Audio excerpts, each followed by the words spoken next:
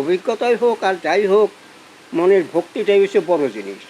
আমি যতই মন্ত্র আওড়াবই নাই কেন বা যত উচ্চারণই করি না, কিছুতেই কিছু হবে না।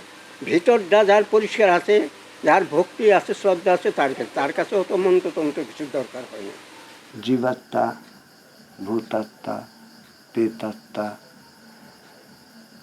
আত্মা আর আত্মাশ্বর যিনি, এতগুলা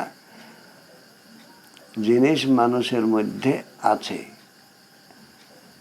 এগুলাই তাদের কাজ কোনো কোনো সময় মানুষকে বিচলিত করে। তারপরে তার হয়তো